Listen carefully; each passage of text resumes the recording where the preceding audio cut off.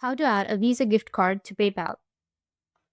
So if you want to add a Visa gift card to your PayPal, then what you need to do is first you just need something to open up your PayPal.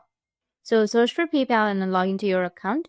Now once you've logged in, you need to go with link a card, which will be here on the left side, or on the right side you will have link a card option. Or just simply go with wallet right here.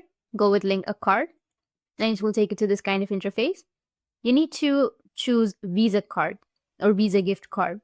In my case, I don't have an option to choose, but depending on your region or your country, you may have an option to choose the cards. Like, for example, you will have American Express or Chase, or you may also have an option of debit or credit card. So you just need simply choose the card section. You will have a gift card option. Just choose the gift card and then enter your card number, the expiration date, the CVV, the billing address, and then go with link card.